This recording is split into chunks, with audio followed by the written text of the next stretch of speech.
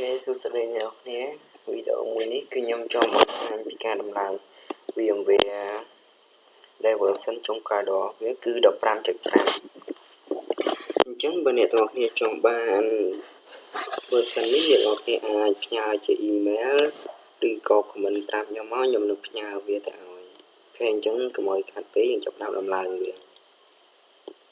យើង right click លើវាហើយយកពាក្យនេះមកហើយរងចាំឲ្យវា repair installation តិចមក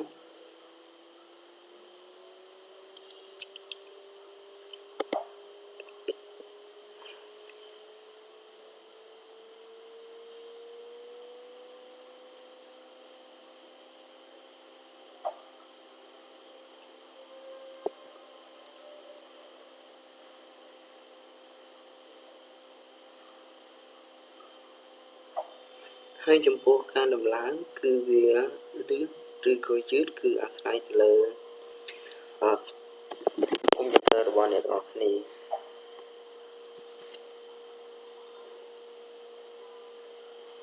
ចឹងយើងមើលបាទឥឡូវវាកំពុងតែ repair យើងចុច next មកបន្ទាប់មកកន្លែងនេះយើងយកពាក្យ accept ហើយចុច next នេះអូខេមក next ហើយចុច next ទៀតហើយត្រង់កន្លែងនេះវាគាត់ទៅសួរយើងថាយើងចង់បង្កើត shortcut នេះនៅលើ desktop អត់ហើយដូចខ្ញុំយកវាមកតែវាដូចអត់ចង់បង្កើត shortcut ទេយើងចុចឲ្យចោលនេះទៅ install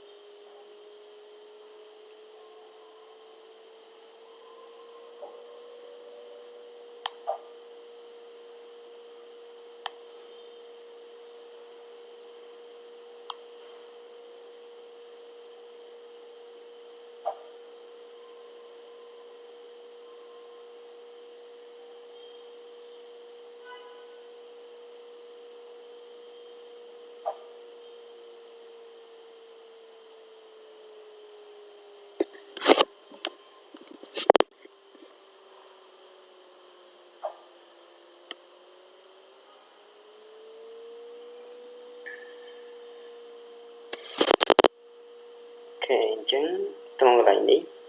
វាឲ្យយើងដាក់ license ដើម្បីចូលប្រើវាអញ្ចឹងបើយើងមាន license ដាក់បើយើងមាន license ទេចុច finish អញ្ចឹងតែខ្ញុំមាន license វាអញ្ចឹងខ្ញុំចុចកន្លែង license នេះមកបន្ទាប់មកយើងមកមើល alpha license នេះហើយ copy វាយកមក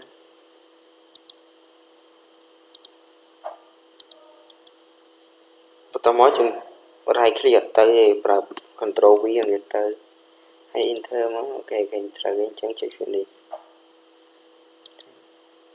អញ្ចឹងយើងទៅ search មើលលើវាមក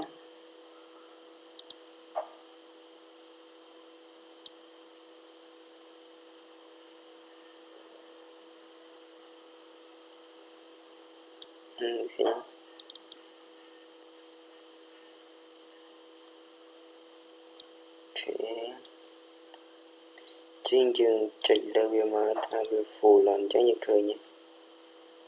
status license ហើយវាអត់ expire អញ្ចឹងយើងអាចប្រើវាបានរហូតដែរអញ្ចឹងបើអ្នកនរត្រូវការអាច